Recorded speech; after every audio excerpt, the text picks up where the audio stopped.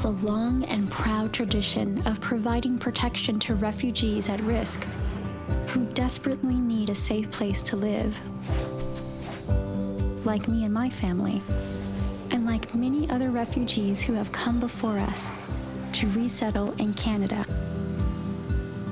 My family's journey was filled with anticipation, challenges, hope, and accomplishments. Before we even left for Canada, we got support and services to help us understand what we needed to travel to Canada and what life would be like when we got there.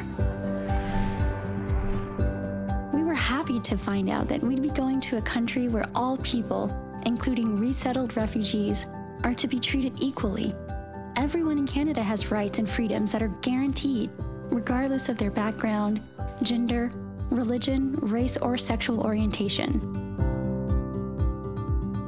The person giving the information session explained to us that once we were in Canada, we would become legal permanent residents right away. And in a few years, we could apply to become citizens. As permanent residents, we are free to live, study, and work anywhere in Canada. However, as refugees, we were encouraged to stay in our initial community for at least 1 year so that we can use the services set up to help us integrate into Canadian society. I think all refugees resettling to Canada should attend a Canadian Orientation Abroad session if they can. It helped us learn about Canada and answer the many questions we had, like, since Canada has 2 official languages, can we participate in Canadian society in either English or French? How and where will my parents find work? Where will we live? What will school be like? Are we going to be able to see a doctor, especially if someone in our family has a special need? What is the weather like in Canada? And how cold is snow? We were also told that as refugees, we will receive services from local organizations that help newcomers and financial support, which will come from the government or private sponsors who are volunteers, or a mix of both. When we arrived in Canada, we were met at the airport, and we were guided through the immigration process. It was a little frightening being strangers in this new country, even if it was welcoming. Our fears quickly faded as we were taken to our first place to stay after arriving in Canada. We were given money for our basic needs. Afterwards, we received other supports and services to help us get started with our new lives. There were people at a local settlement organization who helped us figure out things such as how to get a bank account and how to get around in our new city. My parents took language classes, which helped them when they were ready to look for work and study. My brother and I started school, and we found our permanent home.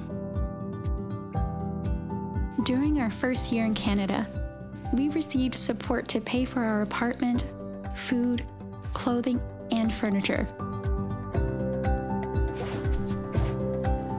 We soon became friends with other refugees who were privately sponsored. They were getting the same kind of support. We talked about how we all had to carefully budget the money we received, and how as resettled refugees, we did not have to pay for the settlement and resettlement services we were getting, like language training. But we did have to pay our own way to get to Canada from Cameroon.